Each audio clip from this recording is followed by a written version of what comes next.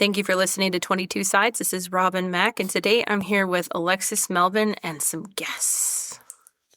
Hi, everyone. My name is Christos Patelis. I'm on the Joe for Houston City Council campaign. I am Joe Panzarella's comms director. Welcome. Thanks for having me. My name is Joe Panzarella. I am running for Houston City Council District C, and I'm super excited to be here today. Yes, I have goosebumps.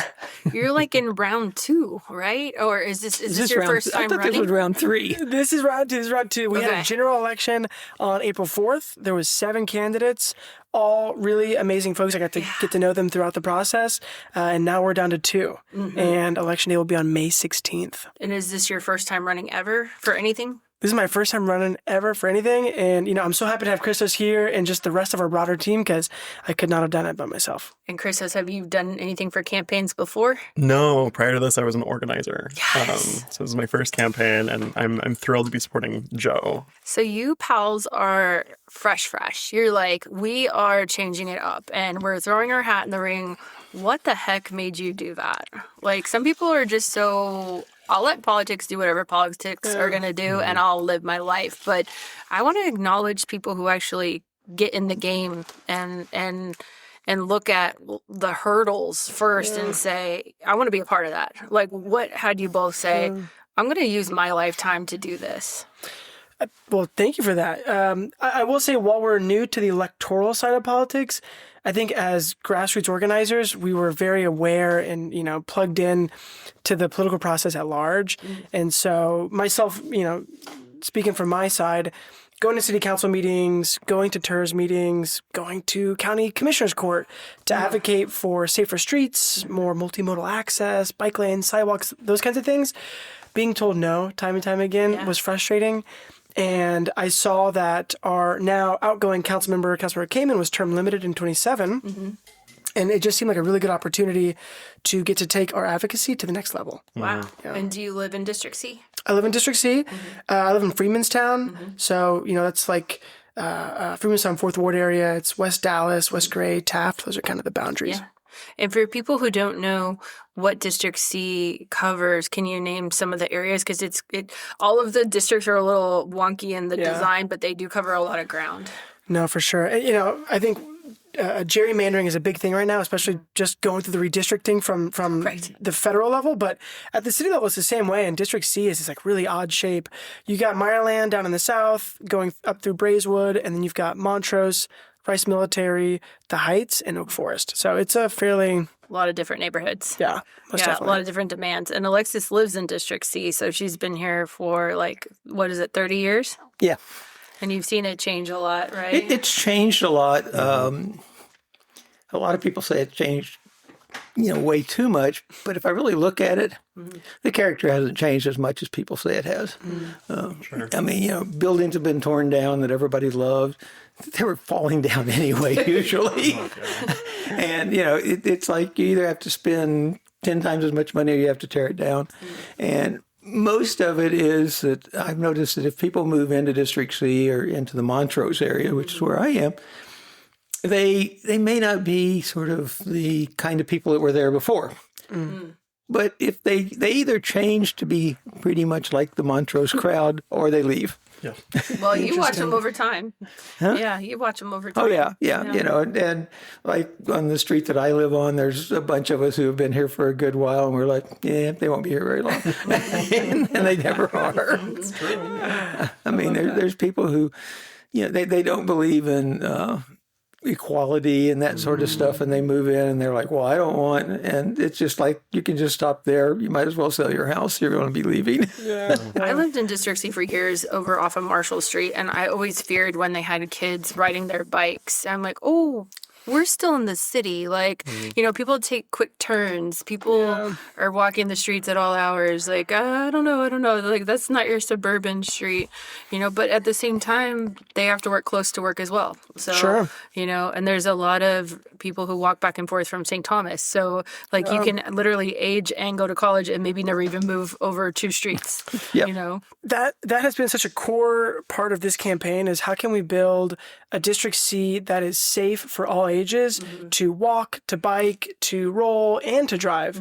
That's what I think has really resonated with this campaign, is that we're pitching a quality of life type of campaign where you're safe and you're comfortable and all of District C is accessible. And I think that's what people want to see. That's awesome. Simply put, it's about making life easier for Houstonians, specifically those, because Joe's running for District C and District C. But that's how I got involved with the campaign, and that's actually how I met Joe. Are you in District C? Yeah. So Okay. I live, ever since I was a kid, as a queer kid growing up, I was like, I want to live This is where I want to be. in a neighborhood with people who are like me, because I grew up in the suburbs. I grew up in League City, Dickinson area, and I was hard pressed to find good representation as a young queer kid. I was always told the minute you can drive, get your ass to Montrose. Yeah, that's exactly what I did. Yeah. And it was funny because I was like one of the last. I'm 43 now, but like I moved here when I was 18, and I was like one of the last people that actually like could afford to live there. And I had multiple roommates for years, and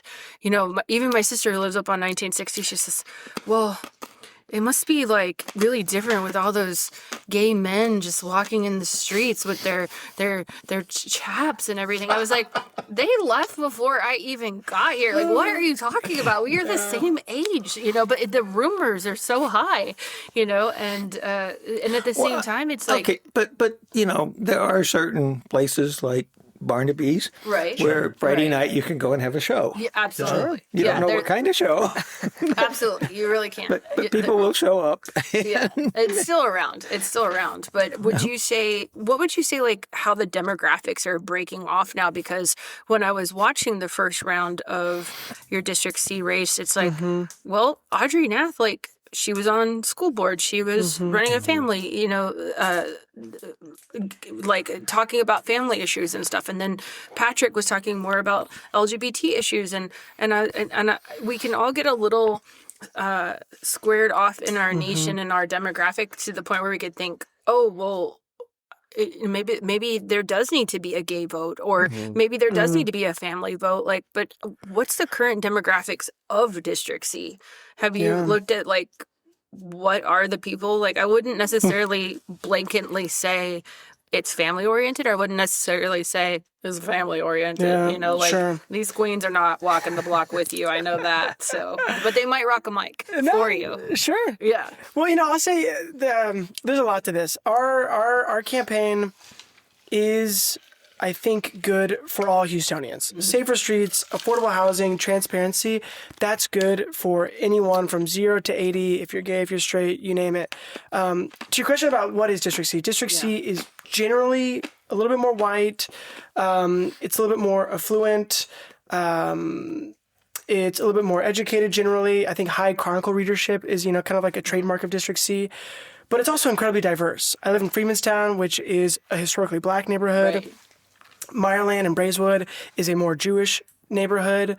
And so, and then Montrose obviously is like the historically and culturally gay neighborhood. So I think there's so much representation all across District C.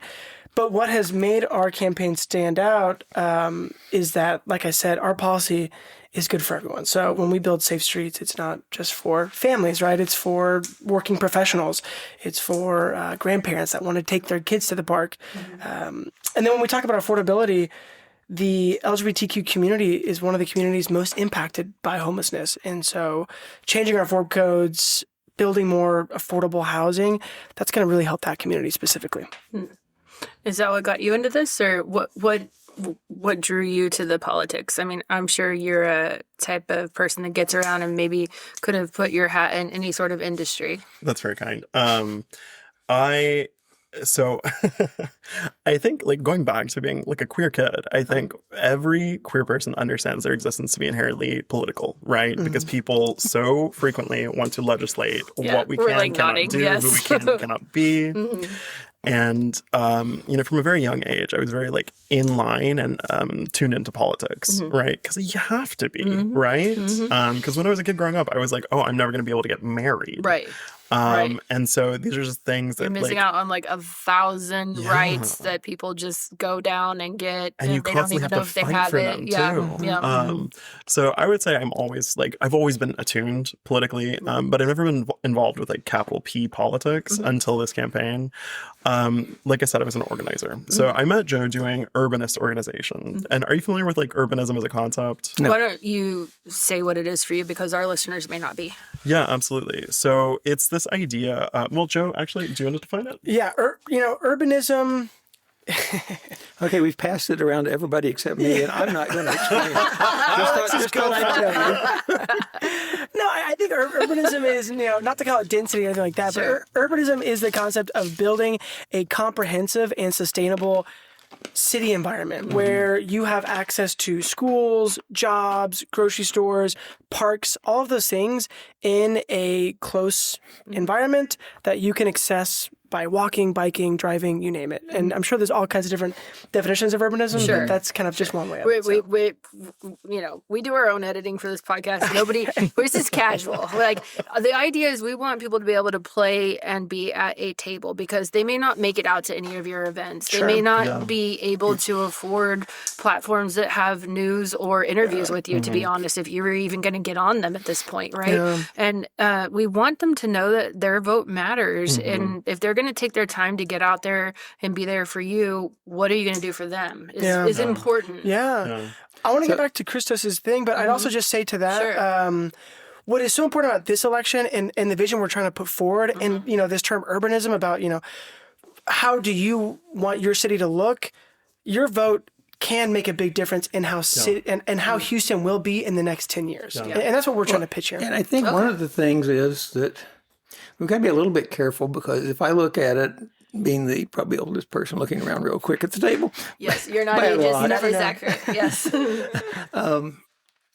My view of how the city should look is way different than a lot of the, oh gosh, here's what I'd like. I'd like the world to be perfect. Right. Because it's not going to be perfect. No. And pretty much everything you try is going to have failures and that whole bit.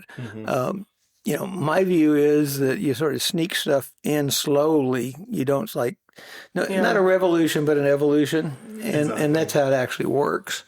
And, a lot of the stuff that has been tried, for instance, Woodhead was completely redone under the Safer Street initiative. It is much more dangerous now than it was before. And the reason is that everybody sees it as a drag strip.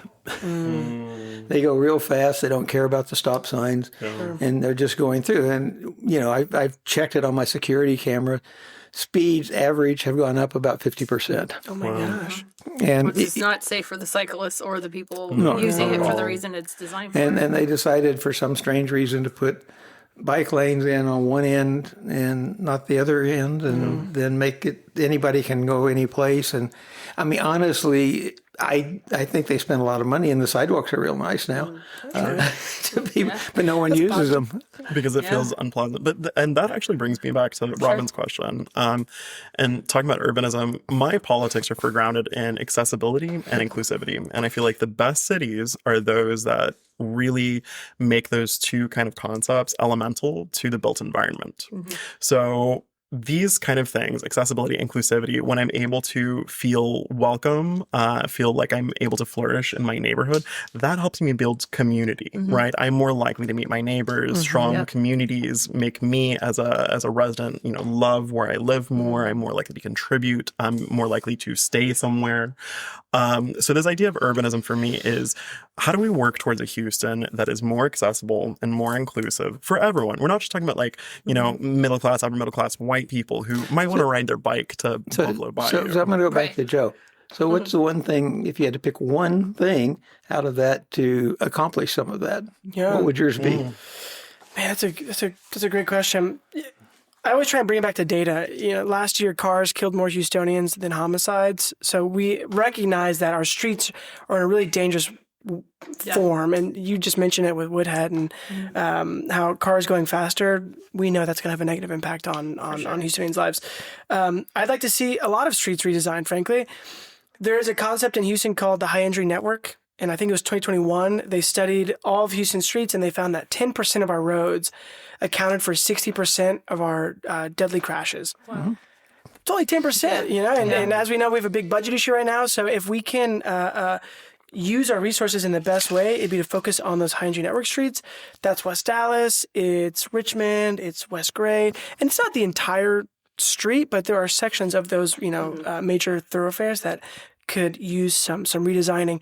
It usually includes high visibility crosswalks. It includes nice wide sidewalks, things that we inherently enjoy when you're out and about walking, but they also make the street safer. So traffic calming features is what some of these are called, right? Yeah. So you might have like a median, right, with a nice tree in it. So that gives you shade. It reduces heat. Mm-hmm. It also reduces the speed at which drivers drive. And I think one of the big issues presently with the current administration at City Hall is we want wider lanes. And I think in a bubble, that sounds really good, right? Wider lanes, I have more room to like make mistakes if I'm a driver. Mm-hmm. But psychologically, what that does is I have more room and I can go quicker, right? Mm-hmm. So you see people, and this is probably what happened with Woodhead that you've seen. You see people, now that they have these clean lanes, they're a little bit wider, they want to go quicker. And so they speed, they might blow through stop signs because when you're going quicker, you're less likely to notice these traffic, signs.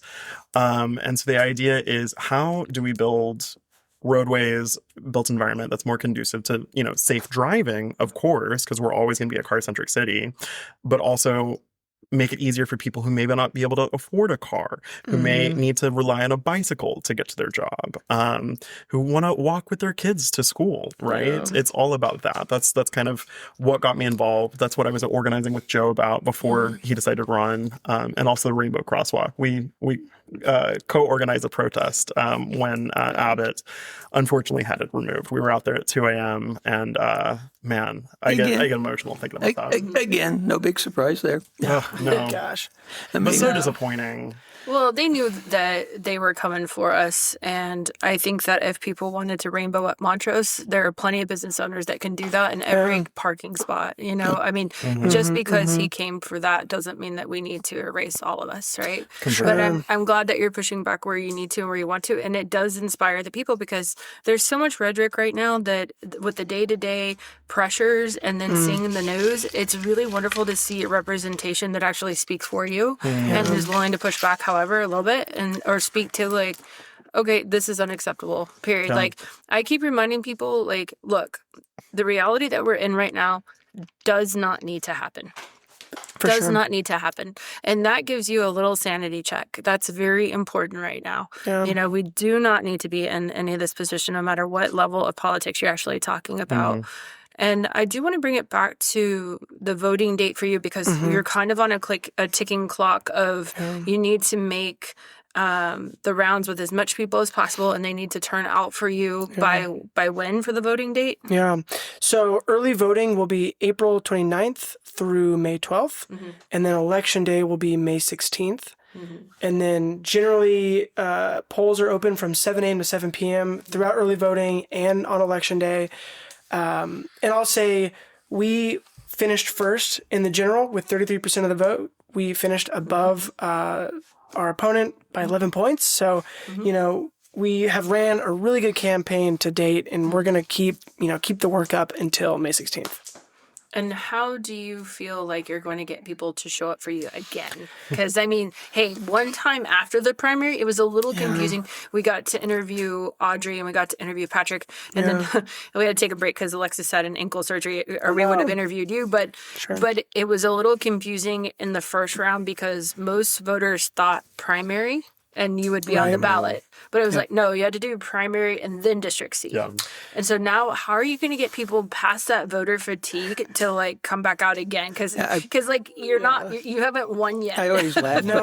Someone says, are you going to go vote? I'm like, which election? Which one? And they're like, next Tuesday. And I'm like, sure. what am I voting for? Which one is What's this? on the ballot? Because Yeah. we have elections, it seems like every 2 days. Oh my Right. gosh. It really does. And since this one will, I think, just be for District C, right? Correct. So they might miss some voting signs that they might usually look for to vote. What's even crazier is you're going to have the March primary runoff Right. the week after ours. Right. So, yeah. So, I mean, you have to come it back. is every week. That's what I mean. You know, people are like, well, we've got this kind. I'm like, wait, what election are we talking about? I just tell people it's a muscle. You just keep like developing it. They're like, I'm fatigued. I'm like, I know, but I'm a massage therapist, so get back out there. You know, like you just got to keep going. It all makes it better for November. So, I but it know. also gets you in the seat, right? So how do you get people off of the couches, out of the daily grind, through the barriers to vote for you? They have to just get there to click that button. That's it, you know, and it truly does take 2 seconds because one, when you go to vote, there's no line. It's not You're hard. right in there, and then Buying a pizza Well, is okay, hard. wait. Let's be clear. For this election, there's no line. Yeah. Because we've had the Yes. lines and Yeah. the lines and the lines. Which They're is out of the good because way. like first time voters they picture what they see on television like there's gonna it's gonna be sweaty like you know everyone's gonna be out there for like an hour. It's like not for this one. You know? Have you timed it, Joe? How long Yeah. did it take you to vote when you voted in general? I think it took me like 30 seconds. Yeah. Right? And it took me a little bit longer because I was like high-fiving folks in there, Sure. you know? But no, like Yeah. it'll take you 2 Click a seconds. button. Well, and the people, the poll workers, they treat you so well They're because so kind. They're really nice. Because they're bored. they're so bored, and so you have typically older folks who are just so excited that you're there. And I usually go in and say, okay, who gets me? Yeah. Who wants to hang out? they're wonderful, and they're so excited. Well, and I do want to say, Tanisha, who's overseeing the voting regulations, she is trying to get more volunteers from high school, and they can get some support in that. And so the idea is that you get an internship or you get paid and you get into democracy like sooner, super cool. which is great if people do want a paycheck and they need people, they need poll workers. No So question. and it's kind of seasonal. So if you only have like some time at some point, then you get on the schedule. Otherwise, you go back to what you're doing. But what are you going to do? What are you going to do to get them out there for you, Joe? So, what we did the first time to finish first was we did mailers, which I know those are a little controversial. Some people love getting mailers. Sure. some people hate getting them. They're like, dang, Joe must hate trees. I I know, got 4 of them. exactly. No, just kidding. Trust me, everyone's sending all kinds of mailers. It's just kind of like what you got to Yeah, do. yeah. But I mean, we did find people at the doors that would say, we got your mailer and it really spoke to me and we're excited to go vote for you. But really, the other two things that we have been super successful at is one, I'm going to let Christos talk to it. Sure. We've had over 1 million views across 5 social media platforms. And so Nice. I'll let Christos get to that in a second. The other thing is door knocking. We hit over 15,000 doors before Election Day. And again, so many people told us, you were the only candidate that I personally got to meet. Yep. I'm going to go vote for you. That makes a huge difference. When we were does. having a major November election, I met a lot of people that were millennials that said, well, I've been registered. I just didn't vote because no one came to my door. And I said, were you waiting for them to take you there? Were you waiting for them to shake your hand? What was the actual scenario of that in your mind? And they're like, well, I see it on television. They go to the door, and I thought they could come to my door. I was like, I don't even go to your door without making an appointment. Like, what are the Exactly. odds of someone actually getting to the door, number one, being there when you're dressed, number two, and, and like actually having a conversation with you. And they're like, yeah, you're right. I don't really open the door. And I'm like, okay, so I'm just too like, scared. let that go. But what have you seen when people actually talk with you, though? Because maybe people are afraid and they don't want to answer the door. Yeah. Well, I mean, it's a mixed bag. I would say 50% of the time, no one's answering it, and you're leaving our literature that has the election dates and our website and all that stuff. But a lot of times too, they'll say, "Man, I really wish my trash was getting picked up," or they'd say, "I'm really scared that ICE is in my community, and I don't support that." They're really scared. And generally, for the most part, what these Houstonians are asking for is what our platform is about. It's about transparency and understanding how is HPD interacting with ICE. It's about investing in the infrastructure that we all want to see, walkability, bikeability, those kinds of things. And then affordability. We've talked about how much Montrose has changed. We need to be able to develop Montrose in a way where those that have been in Montrose and have maintained the culture through all these years can afford to stay, but also that we're building a Montrose for the next generation to come move here, and I think people really resonate with that at the doors. That's awesome. Yeah. The one thing that I know about you through word of mouth is that Joe shows up. Joe is a person of the He does. people that shows up. And I thought that was just a really great reputation to start off with. So thank you. I appreciate And that. then as far as social media reach goes, how are you getting to people's algos? Because that's like a secret nut to crack. That's like, what? Like, it is hard for a lot of people to keep up with what's going on, or for people who want to get a message out to get to the people. Have you seen some tips or tricks in that? Yeah, I mean, the biggest thing is I think a lot of content on like TikTok, Instagram that's political it just feels so sad. Everything feels very like I have to do this action or else like I'm gonna like die or the world's gonna end or something like not to be drastic, but like that's how it feels. No, that's totally how it feels. That's why the Legos videos are like, yes, so refreshing. Yeah. Oh wait, they're still talking about it. Dang, they got me. But I'm gonna watch the end. Well, and then the other ones I like are the ones that, and I haven't seen that with just the runoff, but with the other part of people running for C, and they're talking about Trump, and I'm like, Right. could we time out for half a second? Right. He's way over there. Yeah. You aren't running for one of those. Right. Yeah. There's people running for positions that, that's inappropriate, but it's like, come on, talk to me about that street in front of my house. Exactly, yeah. Yeah, and I think that's one of the interesting things. It's like, do you know what you're running for? Right. So you stay on topic, you make it positive. Yeah, you make it's okay to be a little silly. It's social media, y'all. You know, we're not refreshing. writing academic papers over here. We're making like thankfully. we're making videos that on average it's people TikTok, watch calm down. 5 seconds of. If we're lucky. Yeah. You know? Yep. So you have fun, you be silly. I like, joking around. Joe also enjoys like being a goofy happy and having guy. a good time. Yeah, Who we need doesn't? so much And the hate. key is for them to see your name and picture. Exactly. We Exactly. need some really May 16th, After that, it right? honestly doesn't matter. and the voting date, because that's Right. Voting gets a big one too. the voting date. But you think about it for this election, which is a very small election at this point. Yes. I mean, it started out being much bigger, but it's a very small election. We have a lot of voting days. 2 weeks. It is a lot. It is a lot of How voting much days. early voting is there? It's 2 weeks, which is crazy for any type of election. You brought up like, how do you get folks out? 9,400 voted in the general, which is, I want to say, like close to 6% of District C.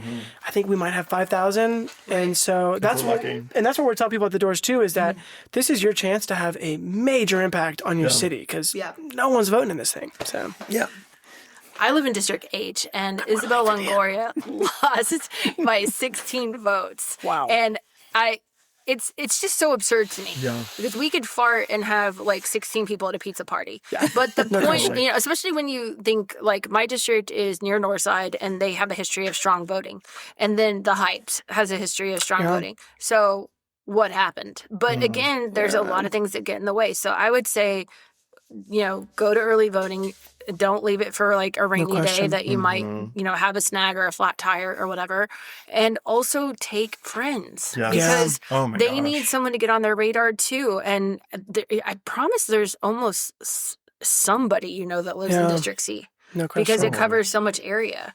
So if this is not your race, if this is not your district, if this is not your time to vote, I promise you can make a difference with somebody who it is, but they just maybe don't know that they could go vote. And the cool thing about District C is it bumps into so many other districts. That's one thing that Abby made apparent to us when she was getting in the race to even take on District C, was like the bios touch so many different districts. You have to make friends with the surrounding areas. It's not just, well, it's great that Montrose is going to be affordable. My house isn't. It's like, no. Back to the budget, these city council members have to work together. Do you have any existing relationships with any of the city council members? If you wanted to get like one of those special trio, I'm going to tell the mayor what I want to talk about. The Prop A Initiatives. special. Yeah. I love those. I'll say I want to give a shout out to Audrey Nath, who ran as well in this. She used to say in all these forums that floodwaters don't care about district lines, That's and right. so it's going to be really important. That's right. Whoever wins this race to be able to work with different council members, but also the city of Bel Air and the city of West U, because to her point, flooding hits everyone. Yeah. We are super proud to be endorsed by Councilmember Salinas. Nice. I have been, I helped work on her campaign when she was running back in November, and she is, has been just super awesome on council for the few months she's been on already. I know Councilmember Castillo well. He's also just an amazing council member, and I look forward to being his neighbor there. Yeah. I know Councilmember Tiffany Thomas. She has been a real leader on housing and making sure we're getting federal funds for housing. So there's a lot of folks on city council that I think we share values with. Yeah. Good. Well, and Councilmember Kamen too. Oh yeah, Councilmember Gaines. Oh, We worked extensively with. Wait a minute. Who? Like, Miss I come and I'm about the people and communicating, and now I go to a different seat, and then we have to vote for her to go to a different seat. I know. We're gonna But miss her, also, but yeah. I want her to win that seat. So Oh, us too. yeah, and it question. opens up for you to come in this seat. So I feel like it's a win-win. Yeah. Well, and we talk a lot about building the pipeline of young progressive leaders, not just in Harris County, but in Texas. And I think we've learned a lot from State Senator Molly Cook. I helped a lot on her campaign as like just a general door knocker, and I was really awesome from the outside looking in to see what a young progressive candidate can accomplish. She kept going. She kept going, and she has supported us a bunch in this race. And what you're seeing is Menifee going to Congress, Kamen going to the county attorney's office, and then a grassroots organizer going into city council. Lifting it up, Knock on lifting wood. it up.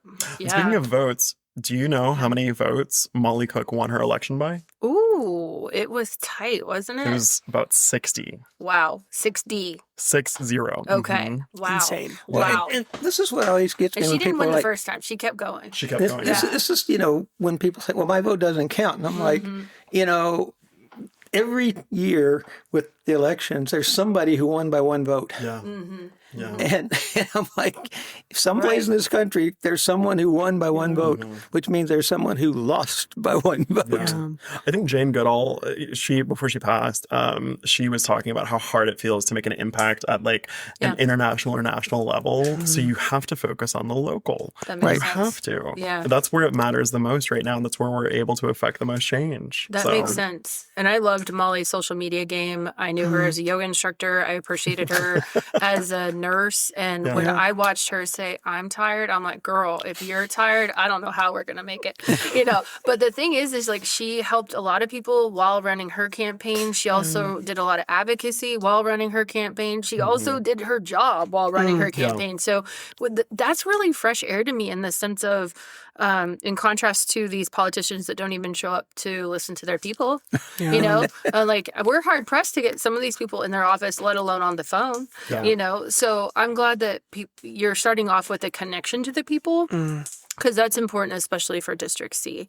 So I have a question that I ask anyone who gets into politics because it is such a marathon. What do you do to stay well, even if it's like actually not a lot? How do you prepare yourself and stay in the marathon? How do you take care of yourself? We were talking about this I was saying, how morning. do we do that? Well, I mean, there's no perfect answer, but I feel like we could have asked Sheila that. I feel like we could have asked Turner that. Yeah. And then because we didn't hold them to account or Trump, we took a while to get someone back in that seat. So I actually think that when we talk politics, we need to talk wellness because it's not an easy thing to do. You're not like going to get in a suntan and then phoning it in. No, it's a great question. And it's something that we as a team are trying to build into our culture, which is giving each other the time and space to go do healthy activities, like going for a run, going to the gym, whatever it is. Our campaign manager just went to San Francisco recently to go to like a dance retreat out in the woods. We were happy to let her go for the weekend. She deserves the time. Yeah. Right? And yesterday, like I said, Joe, I need a day. Yeah. And you did not bother me, and it was wonderful. Good. I missed him, but I had to let him go. I missed the campaign. Sometimes they have to leave for you to miss them. It's fine. No, just kidding. And you got to do what you needed to do. And we know that eating, what can I say? The political events do totally balanced meals. Oh, yeah, sure. Yeah, I did not eat that. Yeah, sure. Yeah, no, it's good. It's good. I'm glad. And it helps people understand that their person's going to maybe make it through a little bit longer, like maybe stay in the seat. Do you have plans to stay if you win, or do you have plans to keep going in your vision, or? We need to win on May 16th. Sure. And, this is just filling a term. So in theory, we'd be up for re-election November of 2027. You got to do it again. Right? Within 18 months. Here we go. Yeah. Okay. I shouldn't laugh so hard, but once we're elected, we're up for re-election. Exactly. Yep. I don't think we have any vision beyond District C yet. I think we want to accomplish the things that we're running on. And so I wouldn't feel comfortable leaving the seat until we had some semblance of safer streets and affordable housing and transparency. So Well, and you love this district so much. And you've told me many times, like, it's a 10-year term limit, and you really want to fill those 10 years with just helping the neighborhoods evolve and making good on your promises. That is your focus. great. And that's why I support you. yeah. It's important to remind people about term limits because Abbott doesn't have any. And so you don't just time out. You have to show up and vote them out. So get to the polls. Please. And thank you for taking care. Thank you for listening. If you want to find out more information and hit those fun social media videos, where can they find you? You can find our social media for Joe. Nice. At Joe for Houston. Okay. That's a handle. We're on Instagram, Facebook, Twitter, All the things. TikTok, all the things. Awesome. If you want to send Joe a question, you can email us at campaign@joeforhouston@gmail.com. No, I'm sorry. That's incorrect. Campaign@joeforhouston.com. Yes, campaign@joeforhouston.com. All right. And if you need to write the polls, I'm happy campaign@joeforhouston.com. Yeah, and you have a great it. voice for it. Do you Yeah, want to thank you so try much. that? Yeah. Oh, they'll get it. Campaign@joeforhouston.com. Politicians don't say their name enough. Like, Joe what?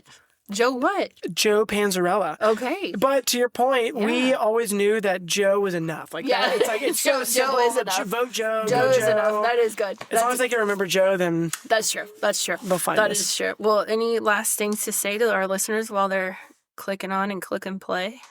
Of course. Well, There's a whole bunch of things. what do you think? Listen to everything we have. Go vote. Please. And if you miss this election, vote in the next one. Please, just keep going. There's one tomorrow you can vote. Please don't miss just keep this going. election. Just keep going. And the hint can be if there's a whole bunch of signs up at your voting place, just go vote. exactly. Just You're keep going. probably good. Just keep going. Yeah. But and the other side of it is, I think that it takes a lot of people and a lot of time. And the one thing that I would hope you would take away from my comments are, don't assume that everything's bad because it's out of style according to the younger people. And I mean that seriously. It as I said, it didn't work with the things that are going on with Woodhead. I think there's some things that could be done that are as important and would free up a lot of money. For instance, one of my big gripes is they redid one of the streets down here in Vermont, and it was very nice. 2 days later, they came and dug it all up because they had to put sewers in. It was scheduled. They just didn't pay any attention to any schedules or anything. And had they talked to each other, we might have money. Yeah, and the digging it back up and putting it back in cost, I think they said, $5 million, somewhere around there. And we're sitting there complaining that we're broke. Well, of course we're broke if we're throwing money away that way.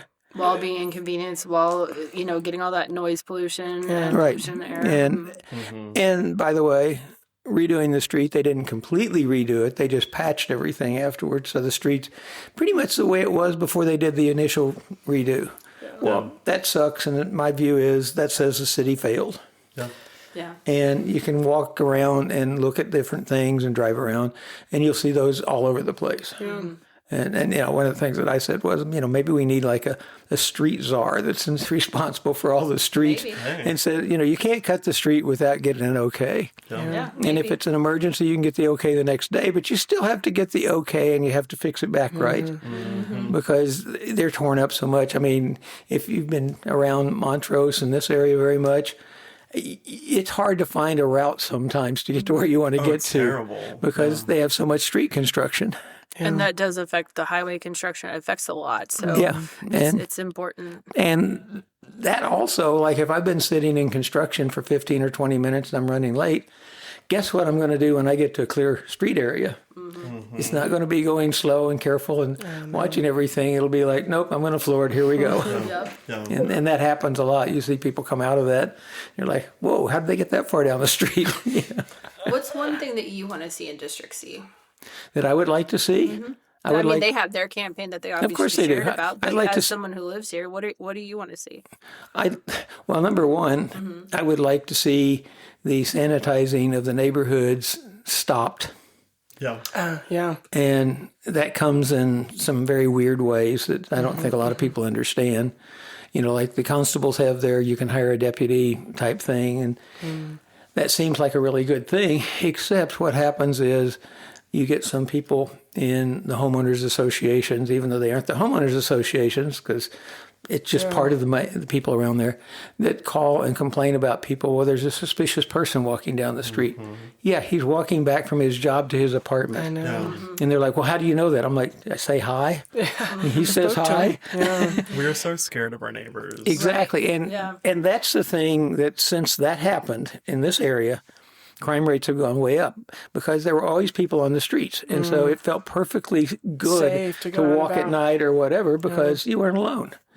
But, you know, when you start running them off and, you know, you start hassling people like that and they're like, well, we didn't arrest them. No. But you stopped them. Right. And I mean, I'm like, that's just not okay. It's kind of like what Christos said. If people felt safe enough to come out and talk to their neighbors, they could have asked, are you okay? You shared a story about some cyclists that were resting in a lawn, and it's like they weren't, you know, doing anything wrong. They just maybe needed some water. They don't need the cops called on them. Yeah, I mean, basically it was things like somebody this. a couple streets over that was calling the police because there were two cyclists laying in the grass and not answering when they said something. This was July. I'm like, they may Everyone's hot. need help. Yeah. Need some water. Yeah, did you ask And if they plant were a tree. neighbor? Yeah. Well, no, I just called the police. And it's like, you know, you could go say, are you okay? And if they don't say anything, don't call the police, call an ambulance. They're in trouble. Right. There's a famous urbanist, Jane Jacobs, and she describes it as eyes on the street. And what I think Houston lacks a lot of times is that there aren't just regular old folks walking, biking around. So we're kind of scared. And you know, we don't have enough folks that are out and about. Exactly. And it is hot, and we need more trees. So I'm glad we're focusing on the development that can help with that. But again, that was the thing that changed here once the homeowners association started hiring a deputy and complaining. And you know, like I was out walking. I'd prefer to walk late at night. I was out walking and I noticed a car, you know, following me, and I was getting ready to call 911, and then I saw them in a street light. They came around a corner, and they'd been following me for probably 4 blocks with lights out. And it was a constable car. And so I sort of waved them up, and I'm like, so why are you following me? He said, well, I need to find out if you belong here. If you belong here. That's a quote. That's funky. See, that really rubbed me the wrong way. Yeah. Oh, that makes me so mad. I had an appointment with Alan Rose the next morning, and it was not nice, shall we say. And that was a paid for. A paid for after hours. Yeah. Cop. And you know, and I'm like, no, this isn't okay. That's I completely mean, unacceptable. it's a public sidewalk. Anybody belongs on that sidewalk. And you know, and it's like if someone's standing out front looking in my front door and they're on the front sidewalk, I'm sorry, I may not like it, but you know, but it's a public sidewalk. Yeah. And Anything else? you know, and that sort of stuff. So I think we have to work on getting back to that and not make those sorts of things worse, which is sort of like you were saying, we need more people on the street. Oh, yeah. And we're gonna I work don't on that. think so. Do you have anything you'd just like to say? Yeah. Any final words? I want to say thank you so much. Thank you for having us. It's been a real pleasure. We're super excited to continue the Joe-mentum of this campaign. a lot of Joe puns. Good. Please go vote April 29th through May 12th. Election day is May 16th. We're gonna keep fighting for a safer, more affordable, and transparent city. Yeah, and I want to highlight, you know, we're a grassroots campaign. There's one member of our staff that is paid. Everyone else is 100% volunteer. Wow. And so if you want to come join us, I welcome you. You know, we need Wonderful. people on the streets helping us knock on doors. Yeah. I need people helping me, you know, with videos. Feel free to, you know, DM us on social, shoot us an email. Yeah. Everyone is welcome in this campaign because it is a campaign for everyone. Wonderful. And share, because if we're on your radar, we may not be on anyone in District C's radar. So it really is going to be up to the people to spread the word and get people out, especially for this one topic. And if you take anything away from this podcast, please understand that the quality of your life is directly affected by your representation, by your voting. So if you don't like it, then we need to vote for things that we like. We need to vote for things that we need. But most importantly, we need to take care. So take care and add a little fun like Joe. Thank you. I appreciate that. Bye. Bye. Ciao, ragazzi.